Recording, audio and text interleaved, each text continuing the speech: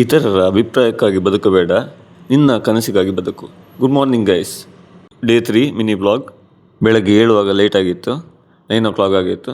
So ಬೇಗ fresh up ಆಗಿ ಆಫೀಸಿಗೆ ಹೋಗಬೇಕಿತ್ತು.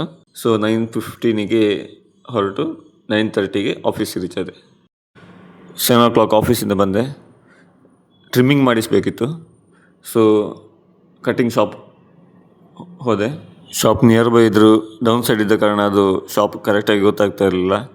ನೆಕ್ಸ್ಟ್ ನಾನು ನಿನ್ನೆ ಮೆನ್ಷನ್ ಮಾಡಿದಾಗೆ ಇವತ್ತು ಜಿಮ್ ಜಾಯಿನ್ ಆಗಬೇಕಿತ್ತು. ಸೊ ಹತ್ತಿರವಿದ್ದ ಜಿಮ್ ಶಾಪಿಗೆ ಹೋಗಿ ಅಲ್ಲಿ 1 month 2550 ಜಾಯಿನ್ ಆದೆ. ರಿಜಿಸ್ಟ್ರೇಷನ್ ಆಯಿತು. ನೆಕ್ಸ್ಟ್ ಜಿಮ್ ಒಳಗಡೆ ಟ್ರೈನರ್ಸ್ ಒಳ್ಳೆ ಗೈಡ್ ಮಾಡಿದರು.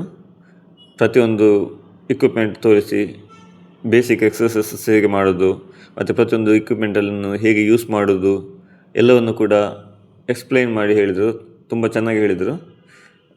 ತುಂಬ ಖುಷಿಯಾಯಿತು ಮತ್ತು ಒಳ್ಳೆ ಎಕ್ಸ್ಪೀರಿಯೆನ್ಸ್. First time gym.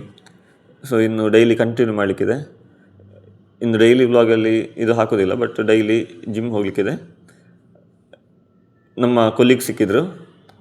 ಅವರು ಸಹ ತುಂಬ ಟೈಮಿಂದ ಜಿಮ್ ಯೂಸ್ ಮಾಡ್ತಾ ಇದ್ದಾರೆ. ಸೊ ಅವರು ಸಹ ಒಳ್ಳೆ ಒಪಿನಿಯನ್ ಹೇಳಿದರು.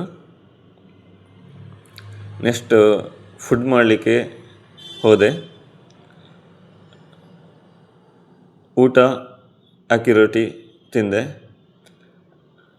ಅದಾದಮೇಲೆ ನನಗೆ ಗ್ಯಾಸ್ ಸ್ಟವ್ ತೆಗಿಲಿಕ್ಕಿತ್ತು ಮತ್ತು ಅವಿಲ್ ಮಿಲ್ಕ್ ತಿನ್ನಬೇಕಂತ ತುಂಬ ಟೈಮಿಂದ ಯೋಚನೆ ಮಾಡ್ತಾಯಿದ್ದೆ.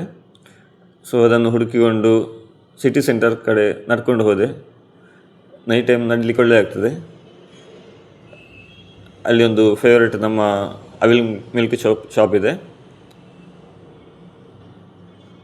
ಸಿಟಿ ಸೆಂಟರಿನ ನೆಕ್ಸ್ಟ್ ಬಿಲ್ಡಿಂಗಲ್ಲಿ.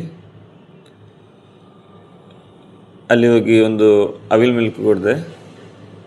ಆಮೇಲೆ ಗ್ಯಾಸ್ ಸ್ಟವ್ ತೆಗಿಲಿಕ್ಕೆ ಎಲ್ಲ ಶಾಪ್ ಬಂದಾಗಿತ್ತು.